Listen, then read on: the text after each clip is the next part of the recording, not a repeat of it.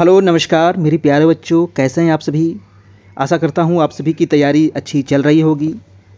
Bihar DElEd entrance test 2023 से और इसमें हम लोग 2 टेस्ट ले लिए हैं और आज तीसरा टेस्ट आप सभी की होने वाली है। देखिए इसमें हम मैराथन क्लास भी करवाए थे, अगर वो वाला नहीं देखे हैं तो वो भी आप देख लीजिएगा। तो उसे करके आपको 4 क्लास टोटल आपको इसमें हो चुकी है। ठीक है, 4 क्लास टोटल समझिए हो चुकी है। आज ही आपकी 5वां क्लास होगी आपका बिहार डीएलएड एंट्रेंस 2023 का। ठीक है, इसके अलावा हमारे यहाँ सीटेट की भी क्लास शुरू हो रही है। ठीक है, सीटेट की क्लास शुरू हो रही है, सेंट्रल टीचर एलिजिबिलिटी टेस्ट जुलाई 2023 वाला। ठीक है, जुलाई 2023 का। तो आपके जो भी मित्र होंगे तो आप उनको ज़रूर से ज़रूर बता दीजिएगा। हमारे यहाँ सीटेट की भी तैयारी होती है और सीटेट फिलहाल 1 to 5 की तैयारी हमारे यहाँ चलेगी, जिसमें आपको प्रॉपर वे में पूरी तैयारी करवाई जाएगी, गारंटी के साथ 100% रिजल्ट के साथ। ठीक है, हमारे यहाँ देखिए बिहार स्टेट की भी तैयारी करवाई गई थी और प्रधान शिक्षक भी चल रही है, प्रधानाध्यापक की भी चल रही है और आपकी सीटेट की भी स्टार्ट होने वाली है। तो जो भी आपके मित्रगण होंगे, हमारे नंबर है 7857824310। ये नंबर नोट कर लेना है और इस नंबर पे आप हमको मैसेज करना है। जिस चीज़ की भी तैयारी करते होंगे आपको उस ग्रुप में ऐड किया जाएगा। कैसे ऐड होना है ना, कितना चार्ज है सीटेट का, आप इस पे कांटेक्ट कीजिएगा, आपको बताया जाएगा, है ना, क्योंकि उसमें नए नए शिक्षक हैं तो उसका चार्ज लगेगा और पूरे प्रॉपर वे में आपको तैयारी कराया जाएगा 100% गारंटी के साथ है। तो चलिए शुरू करते हैं आज की क्लास हम लोग। और आज हम लोग देखने वाले हैं सामान्य विज्ञान का 20 महत्वपूर्ण प्रश्न जो आपको एग्जाम में पूछे जाने की बहुत संभावना है। तो चलिए शुरू करते हैं नहीं देर करते हुए।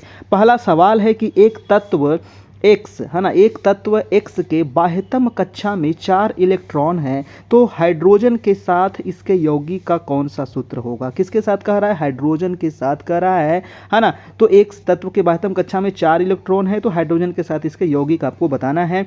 ऑप्शन आपको 4 दिया गया है, आप लोग नीचे फटाफट अपना अपना कॉमेंट करते चलिएगा और लास्ट में अपना स्कोर भी बताना है मेरे प्यारे बच्चों। तो चलिए पहला का आंसर क्या होगा, सभी का जवाब आने लगा है।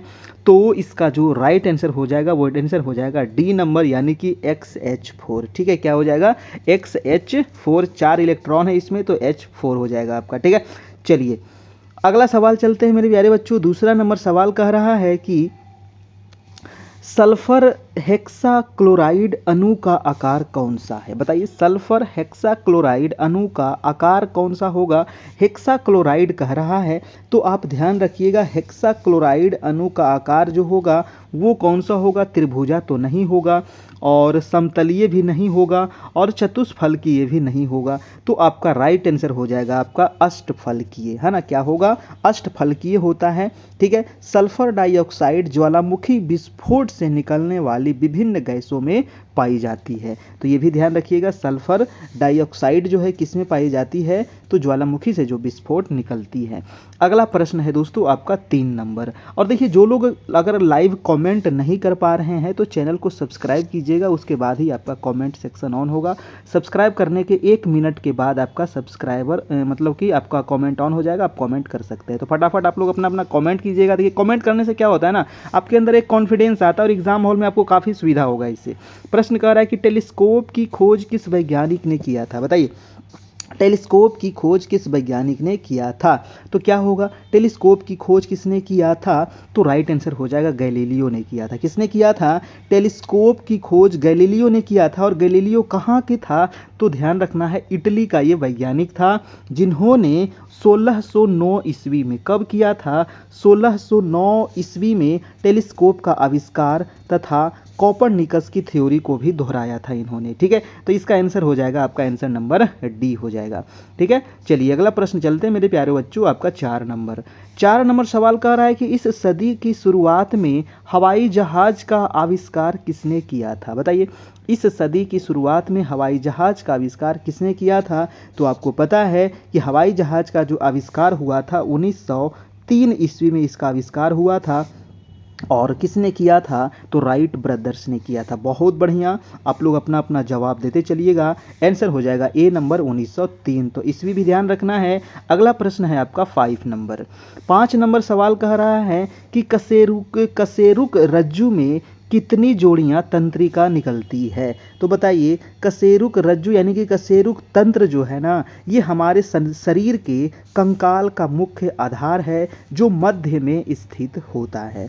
यह सिर को सहारा देता है और इसमें छोटी छोटी 33 हड्डियां होती है। तो याद रखिएगा, इसमें छोटी छोटी कितनी हड्डियां होती है? तो टोटल इसमें 33 हड्डियां होती है, जिन्हें सामूहिक रूप से कशेरुक कहा जाता है ना। तो ये हो गया आपका राइट आंसर, आंसर नंबर आपका सी नंबर। नेक्स्ट सवाल है मेरे प्यारे बच्चों 6 नंबर सवाल क्या कह रहा है कि प्रतिवर्ती क्रियाओं का नियंत्रण केंद्र कहाँ पर है? प्रतिवर्ती क्रियाओं का नियंत्रण केंद्र कहाँ है? प्रमस्तिष्क में, अनुमस्तिष्क में, कशेरुक रज्जु में या तंत्रिका कोशिका में? क्या होगा इसका आंसर, क्या होगा 6 का? जल्दी से आप लोग अपना अपना जवाब देते चलिए। देखिए तंत्रिका तंत्र है ना, इसका जो राइट आंसर हो जाएगा वो कशेरुक रज्जु हो जाएगा ऐसे, है ना। लेकिन प्रश्न कह रहा था कि प्रतिवर्ती क्रियाओं का नियंत्रण केंद्र जो होता है वो कशेरुक रज्जु में होता है। तो इसके बारे में मैं थोड़ा सा बता दूं कि तंत्रिका तंत्र जो है ना, ये एक जटिल प्रणाली है जिसके अंतर्गत क्या क्या होता है? तो तंत्रिका कोशिका, मस्तिष्क, मयुरज्जु स्थित होता है। और मस्तिष्क तंत्रिका तंत्र का महत्वपूर्ण अवयव है, ठीक है। और मस्तिष्क के अगले भाग को प्रमस्तिष्क भी कहा जाता है। प्रमस्तिष्क सभी संवेदनाओं, ऐच्छिक क्रियाओं, बुद्धि, विवेक आदि का नियंत्रण करता है। इसका जो आंसर हो जाएगा वो आंसर हो जाएगा आपका सी नंबर मेरे प्यारे बच्चों। मैं चलता हूं अगले सवाल की ओर। सवाल नंबर है आपका 7 नंबर प्रश्न क्या कह रहा है कि थायराइड ग्रंथि से थायरॉक्सिन स्रावित करने के लिए उत्तेजित करने वाली अंतःस्रावी हार्मोन कौन सी है? बताइए, थायराइड ग्रंथि से थायरॉक्सिन स्रावित करने के लिए उत्तेजित करने वाली अंतःस्रावी जो हार्मोन है वो कौन सी है, ये आपको बताना है। क्या होगा इसका आंसर? जल्दी से आप लोग फटाफट अपना जवाब देते चलिए, है ना। तो 67 का क्या होगा? इसका राइट आंसर हो जाएगा आपका आंसर नंबर ए, ठीक है। क्या हो जाएगा? ए। थायराइड ग्रंथि से थायरॉक्सिन स्रावित करने के लिए उत्तेजित करने वाली जो अंतःस्रावी जो हार्मोन है ना, वो होता है TSH। TSH का फुल फॉर्म क्या होता है मेरे बच्चों? तो इसका होता है थायराइड स्टिमुलेटिंग हार्मोन। क्या होता है? थायराइड स्टिमुलेटिंग हार्मोन इसको कहा जाता है, ठीक है। और यही स्रावित होता है। नेक्स्ट प्रश्न है आपका 8 नंबर सवाल कह रहा है, क्या कह रहा है कि निषेचन की क्रिया कहाँ पर होती है? बताइए, निषेचन की क्रिया कहाँ होती है? गर्भाशय में, अंडवाहिनी में, अंड ग्रंथि में या योनि मार्ग में? ठीक है। तो क्या होगा 8 का निषेचन की जो क्रिया होता है वो अंडवाहिनी में होता है। कहाँ होता है? अंडवाहिनी में होता है निषेचन की क्रिया। और निषेचन अंड, है ना, गर्भाशय श्लेष्मा में जाकर स्थापित हो जाता है एवं शिशु का निर्माण होता है, ठीक है। तो ये निषेचन की क्रिया जो होती है वो अंडवाहिनी में होती है। राइट आंसर हो जाएगा आपका आंसर नंबर बी हो जाएगा आपका, ठीक है। चलिए मैं अगले प्रश्न की ओर चलता हूं और वीडियो को सभी लोग एक बार लाइक कर दीजिएगा मेरे प्यारे बच्चों, है ना। आप सभी के लिए डेली 7 बजे से DLED एंट्रेंस टेस्ट होती है, तो आप लोग 7 बजे बिल्कुल तैयार रहना है ताकि आपकी टेस्ट हो सके डेली बाई डेली, ठीक है। चलिए तो अगला सवाल है आपका 9 नंबर कि पीतल के बर्तनों को कलई करते समय गर्म बर्तन के सफाई के लिए प्रयोग किए जाने वाले अमोनियम क्लोराइड चूर्ण से निकलने वाला धुआं कौन सा है? तो पीतल के बर्तन को कलई करते समय गर्म बर्तन के सफाई के लिए प्रयोग किए जाने वाले अमोनियम क्लोराइड चूर्ण से निकलने वाला जो धुआं है वो कौन सा है? बहुत इंपॉर्टेंट सवाल है, क्या होगा? तो इसका जो राइट आंसर हो जाएगा मेरे प्यारे बच्चों वो हो जाएगा आपका डी नंबर, अमोनिया और हाइड्रोक्लोरिक एसिड, ठीक है। कौन सी गैस निकलती है? अमोनिया और हाइड्रोक्लोरिक एसिड। इसके बारे में थोड़ा सा बता दूं कि पीतल के बर्तन को कलई करते समय गर्म बर्तन की सफाई के लिए प्रयोग किए जाने वाले अमोनियम क्लोराइड चूर्ण से निकलने वाला जो धुआं है वो अमोनियम अमोनिया और हाइड्रोक्लोरिक एसिड होता है। अमोनिया जो है वो अल्प मात्रा में उपस्थित होता है और प्रायः मृत प्राय जीव जंतुओं तथा वस्तुओं के सड़ने से यह गैस बनती है। ठीक है, तो अमोनिया गैस कहाँ से बनती है? जब कोई चीज़ सड़ता है ना, जैसे मृत जीव कोई हो गया तो उससे जो गैस निकलती है वो अमोनिया गैस निकलती है। मैं चलता हूँ अगले सवाल पर, आपका 10 नंबर सवाल। 10 नंबर सवाल कह रहा है, क्या कह रहा है कि जस्ता का एक आयतन भाग घनत्व आपको दिया गया है 7100 किलोग्राम मीटर क्यूब को 2 आयतन भाग यानी कि तांबा से मिलाने पर पीतल बनता है। तो पीतल का यहाँ पर घनत्व पूछ रहा है कितना होगा। तो 10 का जो आंसर हो जाएगा, यानी कि आंसर जो हो जाएगा इसका answer number 8300, answer number B हो जाएगा। इसका थोड़ा सा प्रोसेस है, इसका एक है ना वो बना करके निकलेगा आपका आंसर नंबर इसका बी। मैं इसका प्रोसेस भी कभी आपको बता दूंगा, है ना। अभी फिलहाल इसका आप आंसर ध्यान रखिएगा, आंसर नंबर इसका बी हो जाएगा। हम चलते हैं अगले सवाल आपका 11 नंबर प्रश्न की ओर। 11 कह रहा है कि निम्नलिखित में से कौन सा विटामिन की खून के जमने में आवश्यकता होती है। देखिए, खून के जमने में अगर कहीं पर आपके हाथ कट गए तो वहां से क्या निकलता है? खून निकलता है। तो लेकिन धीरे धीरे क्या हो जाता है? वो खून बंद भी हो जाता है निकलना, है ना। अगर उस चीज की कमी होगी तो खून निकलते रहेगा। वो कौन सी चीज है? तो विटामिन के। विटामिन के की कमी से क्या होता है? अगर आपके शरीर में कमी है और कहीं कट गया तो खून निकलते रहेगा और उसमें उस समय फिर किसी की मृत्यु भी हो सकती है। तो ध्यान रखना है, आंसर हो जाएगा विटामिन के हो जाएगा। ठीक है, और विटामिन के। चलिए अगला प्रश्न मैं चलता हूं। नेक्स्ट प्रश्न है आपका 12 नंबर। 12 नंबर सवाल कह रहा है कि अल्कोहलिक खमीरन का आखिरी उत्पाद क्या है? अल्कोहलिक खमीरन का आखिरी उत्पाद क्या है? ऑप्शन है पाइरुविक एसिड, एसिटिल्डिहाइड, इथाइल अल्कोहल और फॉर्मिक एसिड। 12 का क्या हो जाएगा आपका? आंसर हो जाएगा आपका सी नंबर, यानी कि इथाइल अल्कोहल होता है अल्कोहलिक खमीर की आखिरी उत्पाद। ठीक है, याद रखिएगा, है ना। आंसर नंबर हो जाएगा सी नंबर। नेक्स्ट प्रश्न है आपका 13 नंबर। 13 नंबर सवाल है कि निम्नलिखित में से कौन सा हार्मोन है ना। यहाँ पर हार्मोन कौन सा है? तो इंसुलिन जो है ना, ये हार्मोन है। ठीक है, और इसका जो आंसर भी हो जाएगा वो आंसर नंबर सी हो जाएगा। तो इंसुलिन क्या है? इंसुलिन हार्मोन है। और अग्नाशय जो है ना, अग्नाशय ग्रंथि में आइलेट्स ऑफ लैंगरहैंस होती है जिसकी बीटा कोशिकाएं इंसुलिन हार्मोन का स्राव करती है। इंसुलिन की कमी से क्या होता है? तो मधुमेह रोग होता है। कई बार एग्जाम में पूछा जाता है कि इंसुलिन की कमी से क्या होता है, तो याद रखिएगा मधुमेह, जिसको डायबिटीज कहते हैं, मधुमेह चिनिया रोग जिसको कहते हैं, है ना। तो ये मधुमेह होता है आपका इंसुलिन की कमी से। अगला प्रश्न है आपका 14 नंबर। 14 नंबर सवाल कह रहा है कि हाइड्रोक्लोरिक एसिड, है ना, हाइड्रोक्लोरिक एसिड कांच की बोतल में नहीं रखा जाता है। ठीक है, क्यों नहीं रखा जाता है? क्योंकि यह अभिक्रिया करता है, कांच से क्या कर लेता है? रिएक्शन कर लेता है, अभिक्रिया करता है। तो हाइड्रोक्लोरिक एसिड को कांच की बोतल में नहीं रखा जाता है। तो किससे अभिक्रिया करता है ये बताना है आपको। 14 का आंसर हो जाएगा कांच की सिलिकॉन डाइऑक्साइड से अभिक्रिया कर लेता है ना। कांच की सिलिकॉन डाइऑक्साइड से राइट आंसर हो जाएगा आपका आंसर नंबर डी हो जाएगा 14 का। ठीक है, हाइड्रोजन क्लोराइड गैस का जलीय विलयन ही हाइड्रोक्लोरिक अम्ल कहलाता है। अगला प्रश्न है आपका 15 नंबर। 15 नंबर सवाल है कि वायु में थोड़ी देर रखने पर किसी धातु के ऊपर हरे रंग के बेसिक कार्बोनेट की परत जम जाता है, वो धातु कौन सी है? बताइए, वायु में थोड़ी देर रखने पर किसी धातु के ऊपर हरे रंग के बेसिक कार्बोनेट की परत जम जाती है, वो धातु है तांबा, चांदी, निकेल, जस्ता। 15 का हो जाएगा आपका, वो है आपका जस्ता, है ना, वो है आपका जस्ता। यानी कि वायु में थोड़ी देर रखने पर तांबा के ऊपर हरे रंग के बेसिक कार्बोनेट की परत जम जाती है। यहाँ पर देखिए आंसर तांबा जस्ता होगा, है ना, इसमें गलत दे दिया लगता है, हाँ जस्ता ही होगा। चलिए अगला प्रश्न हम देखते हैं 16 नंबर सवाल। 16 नंबर सवाल है कि कच्चे फलों को कृत्रिम रूप से पकाने के लिए प्रयोग में लाए जाने वाली गैस कौन सी है।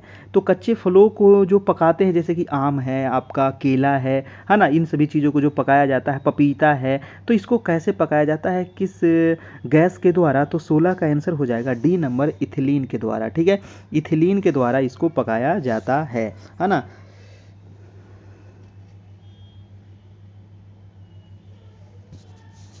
चलिए नेक्स्ट प्रश्न है आपका प्रश्न नंबर 17।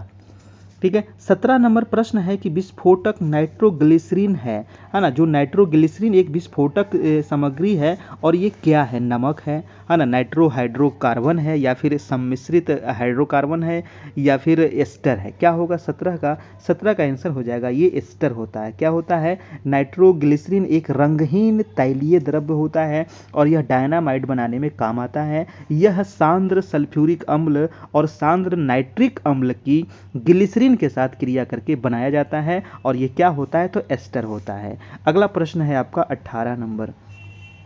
18 नंबर सवाल कह रहा है, क्या कह रहा है देखिएगा, कह रहा है कि 18 नंबर प्रश्न की जस्ता से एक बर्तन पर विद्युत लेपन की विधि में क्या होता है। जस्ता से एक बर्तन पर विद्युत लेपन की विधि में क्या होता है, तो इसका आंसर क्या होगा, तो विद्युत लेपन की प्रक्रिया में सामान्यतः जिस धातु पर लेपन करना होता है उसे कैथोड यानी कि धनायन, एवं जिस धातु का लेपन करना होता है उसे एनोड यानी कि ऋणायन बनता है। तो इसका जो आंसर हो जाएगा वो आंसर नंबर डी हो जाएगा, यानी कि बर्तन को धन ध्रुव और जस्ता को ऋण ध्रुव बनाया जाएगा आपका, है ना। आंसर हो जाएगा आपका आंसर नंबर डी हो जाएगा। अगला प्रश्न है आपका 19 नंबर। 19 नंबर सवाल है कि वायु में कौन सी नोबेल गैस नहीं है ना। नोबेल गैस जो है वो कौन सी नहीं है वायु में। ठीक है, तो वायु में मुख्यतः नोबेल गैस कौन किससे कहता है, जो मुख्यतः रूप से पाया जाता हो। तो वायु में मुख्य रूप से नाइट्रोजन है 78.1%, ऑक्सीजन है 20.29%, कार्बन डाइऑक्साइड है 0.03%, जलवाष्प है 0.4%, नोबेल गैस जो है वो 0.95%। ठीक है, तो नोबेल गैस इसमें कौन नहीं है बताइए। तो नोबेल गैस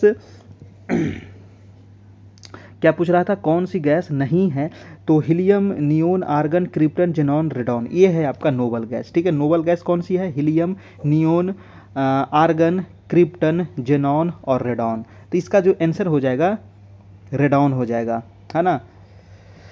नोबेल गैस में argon, neon, krypton, xenon, radon होता है। रेडॉन तो यहाँ पर दिया गया है ना, helium, neon, argon, krypton, xenon, कौन सी नहीं है, सभी तो है ना, सभी तो है यहाँ पर। नोबेल गैस में आर्गन भी आता है, नियोन भी आता है, आपका हीलियम भी आता है, रेडॉन भी आता है। ये क्वेश्चन ही थोड़ा सा गलती दे दिया है ना, क्वेश्चन ही यहाँ पर गलती दे दिया है। कुछ यहाँ पर और देना चाहिए, जैसे कि ऑक्सीजन देना चाहिए, नाइट्रोजन देना चाहिए, है ना, क्योंकि ये तो सभी आपका नोबेल गैस है। ठीक है ना, helium, neon, argon, krypton, xenon, radon सभी नोबेल गैस में आता है। चलिए इसको मैं हटाता हूँ। चलिए अगला प्रश्न देखते हैं, लास्ट सवाल आज का है। 20 नंबर सवाल है कि क्लोरोफिल में कौन सी धातु आयन पाया जाता है। क्लोरोफिल में कौन सी धातु आयन पाया जाता है, ऑप्शन है लोहा, मैग्नीशियम, जस्ता, कोबाल्ट। 20 का क्या होगा दोस्तों, तो क्लोरोफिल जो है ये पौधों में पाए जाने वाला एक हरे रंग का वर्णक है जिसमें मैग्नीशियम धातु का आयन पाया जाता है। ठीक है, तो इसमें मैग्नीशियम आंसर हो जाएगा, आपका आंसर नंबर बी हो जाएगा। ठीक है, क्लोरोफिल की मदद से ही पौधे जो है वो प्रकाश संश्लेषण द्वारा अपना भोजन बनाते हैं, तो ये भी आप ध्यान रखिएगा, है ना। क्लोरोफिल के द्वारा ही जो पौधे हैं वो क्या करते हैं, अपने भोजन बनाते हैं, है ना, प्रकाश संश्लेषण के द्वारा। तो आंसर हो जाएगा आपका इसका आंसर नंबर बी हो जाएगा। ठीक है, तो आज देखिए हम इतने रहने देते हैं, कल इसका हम समान अध्ययन भी कर देंगे, है ना। बहुत सारा यहाँ पर सवाल हम बनाए थे। ठीक है, और तो आज हम इतना ही रहने देते हैं, थोड़ा सा हमें कहीं जाना है ना, 20 सवाल ही रहने देते हैं। और वीडियो अच्छा लगा हो तो एक लाइक कर दीजिएगा और चैनल पर नए हैं तो सब्सक्राइब भी कर लीजिएगा। डेली 7 बजे आप शाम में तैयार रहिएगा। और हमारे यहाँ देखिए सीटेट की भी बैच स्टार्ट हो रही है, तो जो भी सीटेट का अगर तैयारी करना चाहते होंगे तो आप हमें कॉन्टैक्ट कर सकते हैं। 78 57 82 4310 ये हमारा नंबर है, इस पर आप हमें कांटेक्ट कर सकते हैं। आपको बताया जाएगा कितना फ़ी है, कैसे आपको ज्वाइन करना है क्लास, आपको PDF नोट्स, इसमें सारा चीज़ आपको गारंटेड रिजल्ट आपको दिया जाएगा, है ना। 1 to 5 के लिए अभी फ़िलहाल हमारे यहाँ चल रही है क्लास, शुरू होने वाली है, जिसमें आपको सभी सब्जेक्ट की तैयारी करवाई जाएगी। हिंदी है, आपका संस्कृत है ना, और आपका ईवीएस है, मैथ है, पेडागोजी है, सभी चीज़ का आपका, ठीक है, सभी का अलग अलग व्यवस्था यहाँ पर किया जा रहा है, ठीक है। तो आप हमें कांटेक्ट कर सकते हैं। धन्यवाद, फिर मिलते हैं सर नेक्स्ट वीडियो में, और कल भी आपकी क्लास होगी। तब तक के लिए गुड नाइट। 9 बजे से भी क्लास होने वाली है डीएलएड की, तो जो भी डीएलएड वाला आप प्रधान शिक्षक डीएलएड, तो उसमें आप जो भी जुड़ना चाह रहे होंगे तो जुड़ सकते हैं। Thank you.